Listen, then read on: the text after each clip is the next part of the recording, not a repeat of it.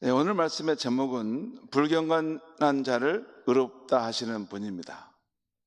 오늘 말씀을 이렇게 너무 제목이 길어가지고 제목을 정할 때 이것도 숙고했는데, 원래는 경건하지 아니하는 자를 의롭다 여기시는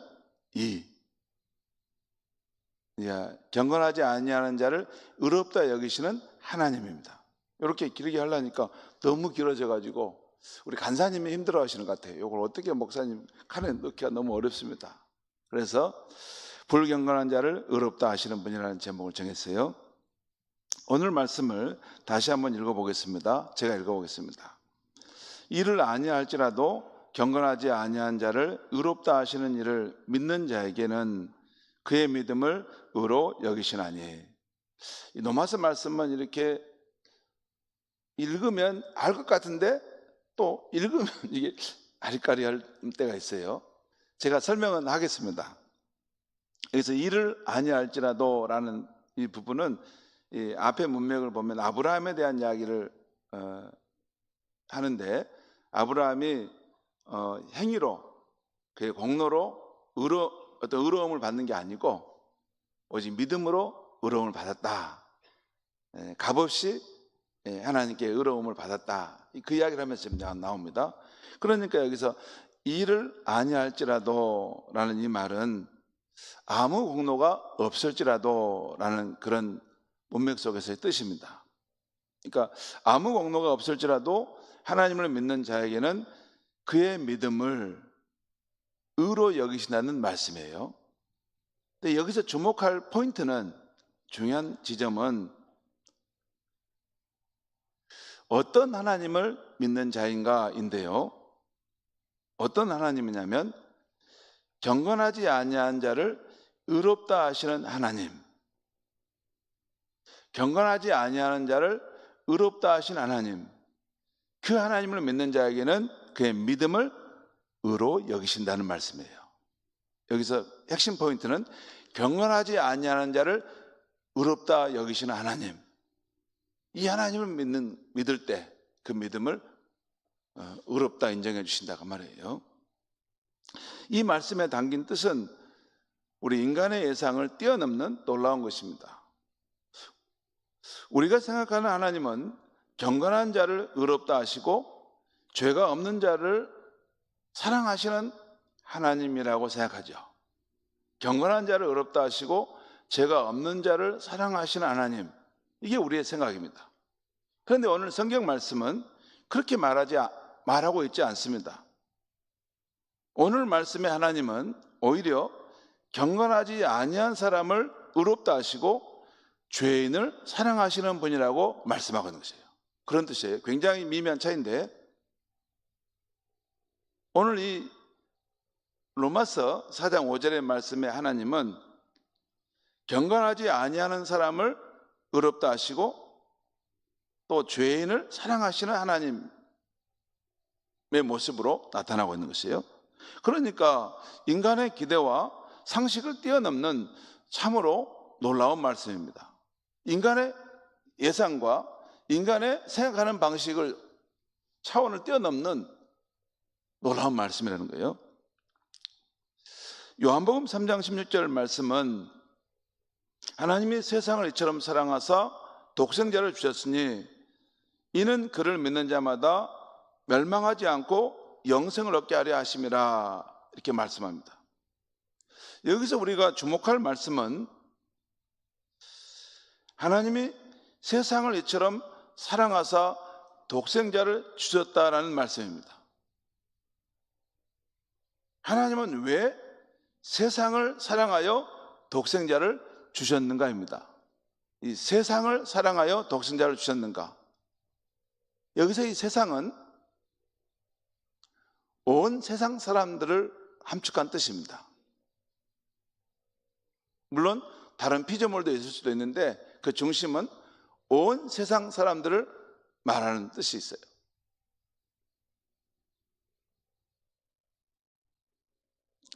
우리는 하나님의 사랑을 받으려면 우리 안에 뭔가 선함이, 우리 안에 뭔가 공로가 있어야 한다고 고집합니다.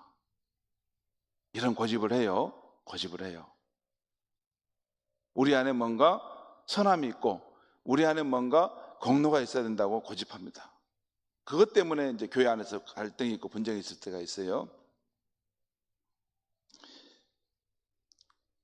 오늘날 이 세상에 널리 퍼져 있는 공로주의가 있는데 이 사상으로 세례를 받고 산 사람들은 하나님에 대해서도 이렇게 생각합니다. 우리가 사는 이 세상은 공로주의라고 하는 이 사상이 팽배해 있어요. 그렇죠? 우리는 아마 태어났을 때부터 마지막 생을 마칠 때까지 사람에게 공로가 있어야 되고 공로가 있어야지 그만한 대우와 자격을 받는다. 이것이 우리 머리에 박혀 있어요.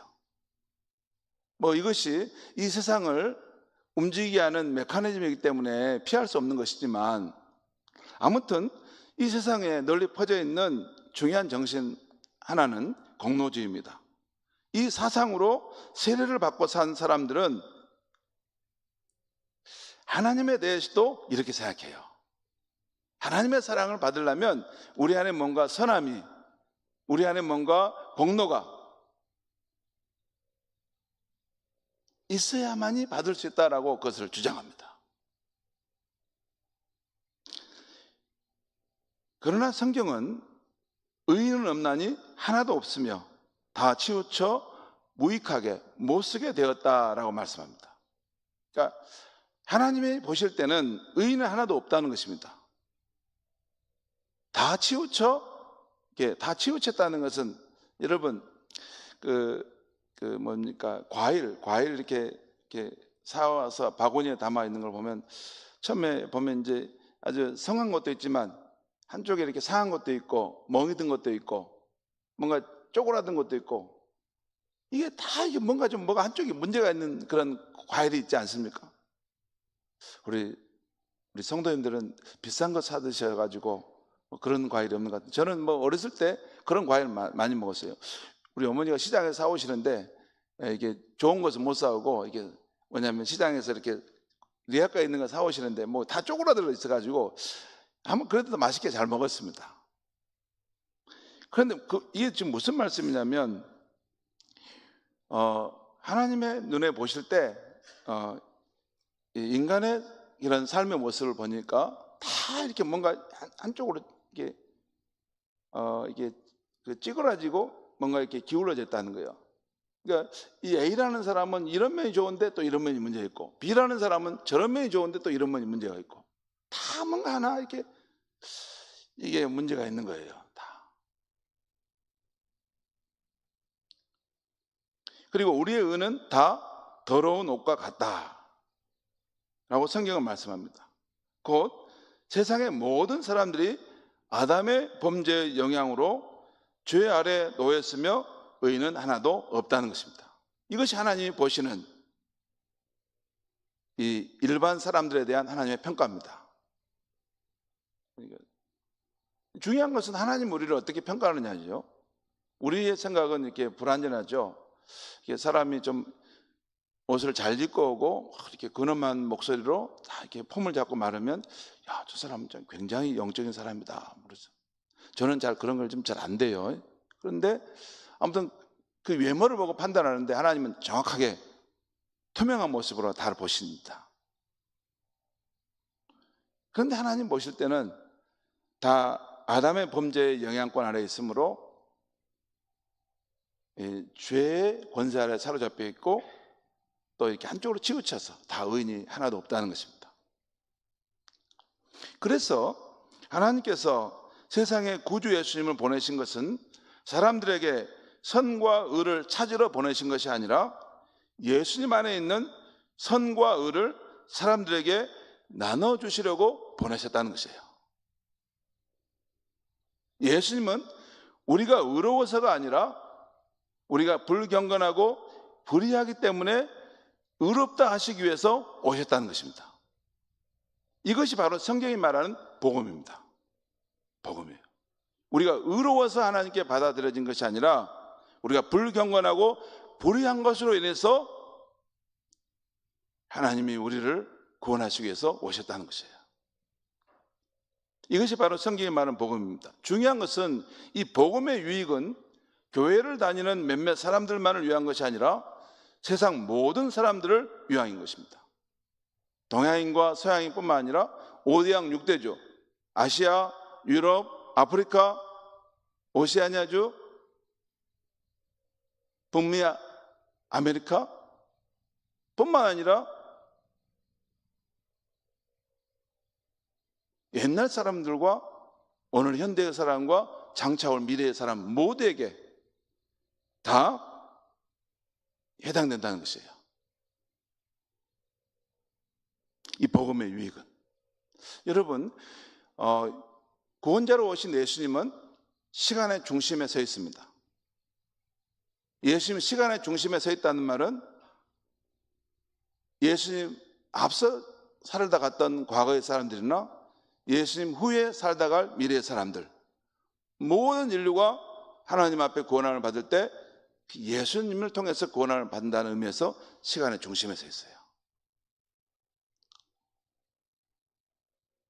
이 복음의 확장성을 아는 우리 교회는 이 복음의 가치를 아직 알지 못하는 이들에게 오늘도 전하기 위해서 또 70년 전도대 활동을 시도했습니다.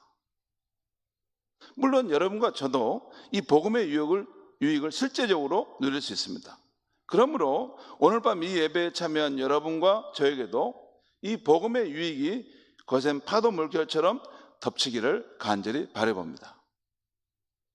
만약 오늘 저녁 예배 참여자 중에 완전한 의로운 사람이 있다면 그분은 하나님 앞에 의롭다함을 받을 선물이 필요하지 않을 것입니다. 자기가 의로운데 무슨 하나님 앞에 의롭다함을 받을 선물이 필요해요? 자기의 공로로, 자기의 의로움으로 하나님 앞에 나가면 되는데.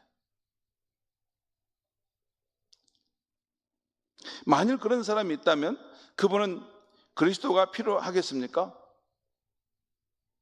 또 그리스도의 공의를 원하겠습니까? 만일 우리 오늘 저녁 예배자 가운데 완전히 의로운 사람이 있다면 그런 분들에게 줄 복음은 없는 것입니다. 자기 만족이 다 채워졌기 때문에. 그러죠? 받을 필요가 없는데 완전한 의로움을 가지고 서 있다고 스스로 생각하는 사람은 뭘 줄 수도 없고 받을 수도 없는 겁니다. 이미 다 채워져 있는 그 마음인데 뭘 줄 수 있겠습니까? 마태복음 9장을 보면 예수님이 세리와 죄인들과 가까이 하시는 것에 대해서 바리새인들이 비난합니다. 그때 예수님은 자신의 의인을 부르러 온 것이 아니라 죄인을 부르러 왔다고 하십니다. 또 예수님은 자신을 의사로 비유하시면서 건강한 자에게는 의사가 필요 없고 병든 자에게 필요하다 하십니다. 여러분, 장기려 박사님, 우리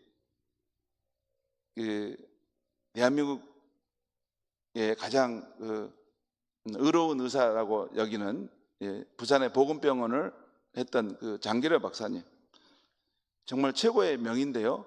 아마 북한에 있을 때 김일성도 아마 수술했다고 했던 분인데, 이 장기려 박사와 같은 최고의 명의가 있다면 그를 어떤 사람들에게 보내야 하겠습니까? 건강한 사람들에게 보내면 맞겠습니까? 아니죠. 만약에 그런 명의를 병자가 한 사람도 없는 곳으로 보낸다면 그 의사는 그곳이 자기가 있을 곳이 아님을 곧 알게 될 것입니다. 거기에는 의사가 할 일이 없기 때문입니다. 성도 여러분, 내가 영적으로 병들었다고 생각한다면 이 위대한 의사는 바로 여러분을 위해 오셨다는 사실을 기억하십시오. 내가 지난날 죄와 잘못으로 인해서 완전히 실패한 인생이 되었다면 그 사람이야말로 예수님의 구원 역사에서 중심이 되는 사람인 것입니다. 예수님의 구원의 역사는 바로 그런 사람을 관역으로 통과하기 위해서 이 땅에 오신 것이에요. 자신의 잘못된 성정과 죄의 본성과 허물로 인해서 그의 가정이 파괴되고 그의 인생이 실패한 삶이 되었다면 그 사람이야말로 예수님이 구원하실 그 역사의 중심에 있는 사람입니다. 제가 우리 딸에게 요즘은 너가 아빠의 기도의 중심에 있다. 힘을 내라. 힘을 내. 아빠의 기도의 중심에 너가 있어. 힘을 내. 그렇죠. 만왕의 왕이신 예수님, 지금도 살아계시고 또 성령으로 역사하시는 그 예수님이 구원하시는 그 일의 중심에 서 있는 사람은 그가 마음을 열고 하나님 앞에 엎드려 기도하면 반드시 특별한 은총이 그의 삶을 관통하고 지나갈 거라고 저는 믿습니다. 용서의 은혜는 자신이 죄인임을 인정하는 이에게 베풀어져서 용서의 큰 기쁨과 감사가 되는 것입니다. 치료의 은혜도 자신이 불치의 환자임을 인정하는 이에게 미쳐서 치료의 감격과 감사가 되는 것입니다. 그리고 구원의 은혜도 다른 이들은 구원 받을지라도 나만은 참으로 악한 죄인이기 때문에 소망이 없다고 여기는 이에게 구원의 큰 감격과 감사가 되는 것입니다. 구주 예수님은 진정으로 자신을 죄인으로 여기는 사람들을 찾아서 구원하기 위해서 이 세상에 오신 것입니다. 세례장인 삭개오, 남편이 다섯이었던 수가성 여인, 가늠하다 잡힌 여인들이 바로 그 관역의 중심을 관통했던 사람들인 것입니다. 성경에 의하면 율법이 주어진 것은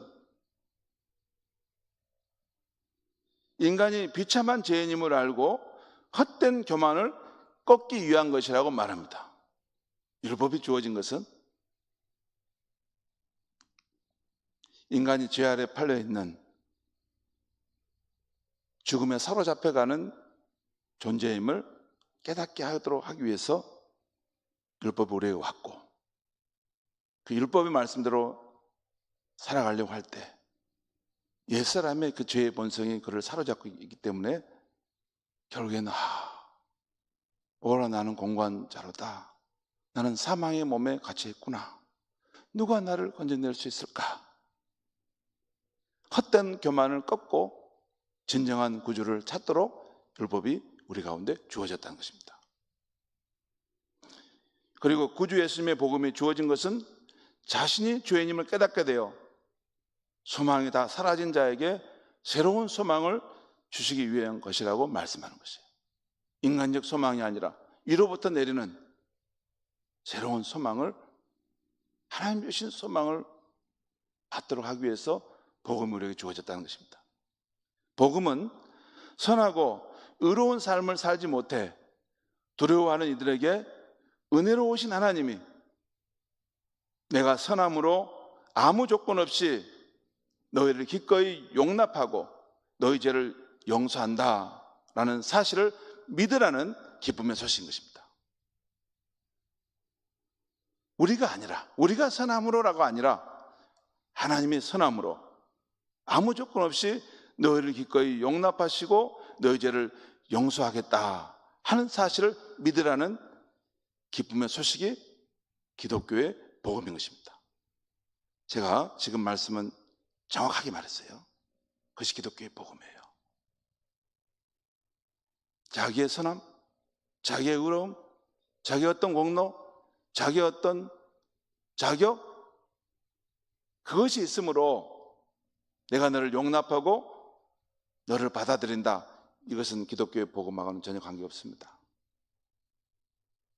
그런 것은 기독교의 복음이 아니에요. 기독교의 복음은 우리를 부르신 그 하나님이, 죄인을 부르신 그 하나님이 그 자신의 선하심으로 아무 조건 없이 내가 너를 용납하고 너를 용서한다. 이 사실을 믿으라. 이것이 기독교의 복음인 것입니다. 그리고 이 십자가에 못 박혀 죽임당하신 그 예수 그리스도의 그 죽음 앞에서, 혹독한 이 십자가 죽음 앞에서 자신의 그 죄 때문에 예수님이 죽어졌다는 것을 깨닫게 될 때 그 사람은 대성통곡하면서 새로워질 수 있는 그 복음이 이 십자가 복음인 것입니다. 이 복음은 여러분 지금 제가 설명했지만 이건 설명으로 이해될 수 있는 것은 아닙니다. 성령의 계시하심, 빛의 조명하심이 있어야 돼요. 설교자가 설명을 할 수 있어도 그 복음의 말씀이 그 영혼에 적용되고 빛이 임하고 살아있는 말씀으로 자기 영혼을 관통할 때는 성령께서 그의 지난날의 부끄러운 과오와 죄악들을 깨닫게 하시고 그 악함 때문에 그 예수님께서 십자가의 고통을 당하시고 희생당하셨다는 것을 깊이 깨달을 때 이것은 성령께서 그 사람에게 일으키시는 조명하시기 때문에 이건 하나님의 그 영역인 것입니다. 하나님은 의로운 자에게나 불의한 자에게 똑같이 햇빛을 비추십니다. 악한 자에게도 차별 없이 비를 내려주십니다. 소돔에도 아침 해가 떠올랐고 고모라에도 아침 이슬이 내렸던 것입니다. 바로 세상의 모든 사람들에게 예수 그리스도를 보내신 하나님은 바로 이 은혜의 하나님이십니다. 이 하나님의 크신 은혜는 여러분과 저의 생각을 훨씬 초월하고 뛰어넘습니다. 그러므로 우리는 성경을 읽고 묵상할 때 자주 하나님의 크신 은혜를 묵상해 볼 필요가 있습니다. 버림받을 죄인을 향한 하나님의 사랑, 그 은혜는 저 깊은 바다보다 더 깊고 저 높은 하늘보다 더 높습니다. 마치 개미가 우리 인간의 경험과 생각을 이해할 수 없는 것처럼 3차원, 4차원의 공간에 살아가는 우리 인간이 그보다 높은 차원의 우주의 근원이 되시는 하나님의 그 세계를 다 이해할 수 없는 것처럼. 그러니까 하나님의 그 은혜와 사랑은 정말로 바다보다 더 깊고 태산보다 더 높고 그 놀라운 것인데도 어떤 사람은 그 은혜에 대한 말씀을 들어도 아무런 그런 반응함이 없이 맹숭맹숭한데 어떤 사람은 그 은혜에 압도돼서 비참한 죄인인 자신을 구원하고 살리기 위해서 하나님의 독생자가 십자가에 희생의 고통을 당하셨다는 것을 생각할 때 그 영혼을 폭풍처럼 휘몰아쳐오는 그 감동에 사로잡힐 수가 있는 것입니다. 그것은 성령께서 역사하시는 영역입니다. 내게 그런 일이 없다고 해서 기독교는 그런 일이 없다. 그것은 너무 수준이 낮은 겁니다. 아닙니다. 굉장히 하나님의 역사는 수없이 많은 사람들에게 우리가 예측할 수 없을 만큼 더 깊고 더 놀라운 방식으로 또 경험됐고 그런 사람들 가운데 자신의 생명을 바쳐서 그 나라를 위해 헌신한 사람들이 일어났던 것입니다. 여러분, 인간의 생각과 달리 하나님은 우리의 죄를 무한히 용서하십니다. 이 말씀 기억하세요. 하나님은 우리의 죄를 무한히 용서하십니다. 하나님은 우리의 죄를 무한히 용서하셔? 어떻게 그럴 수가 있을까? 어떻게 그럴 수가 있을까? 하나님이 피조물인 저와 여러분 같이 생각하시면 큰 오산입니다. 하나님은 하나님이십니다. 베드로에게 예수님이 하신 말씀 7번씩 70번이라도 아니 그 이상 주홍빛같이 붉은 죄를 지었을지라도 회개하고 돌아오는 자에게는 용서해 주시고 또 용서해 주시고 또 다시 용서해 주십니다.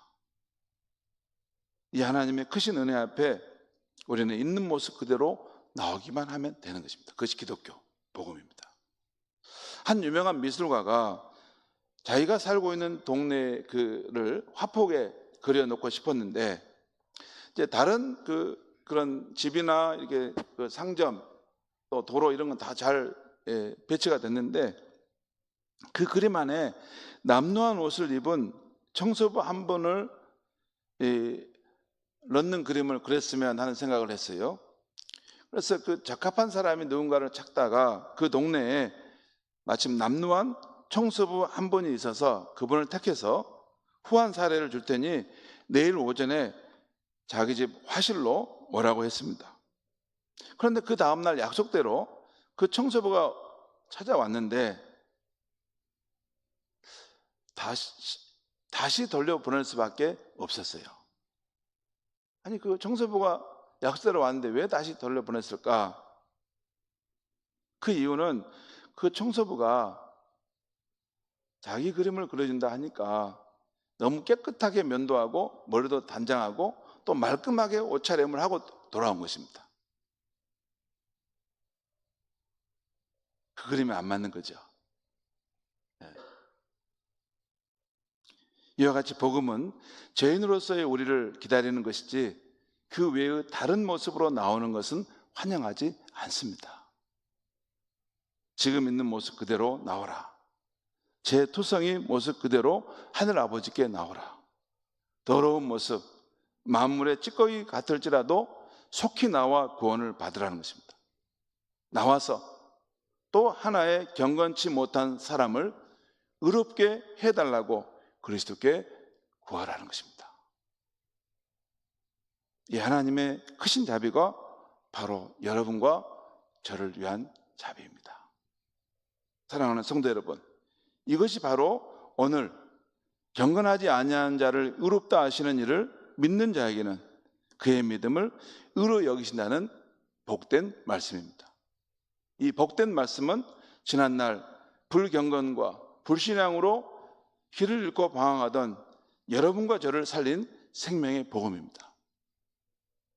그리고 지금도 이 세상 가운데서 천지의 주인이신 하나님의 온갖 혜택을 받고 살면서도 불경건과 불신앙의 삶을 살아가는 사람들, 결국은 하나님의 공의의 심판 앞에 서게 될 수많은 이들이 들어야 될 생명의 복음인 것입니다.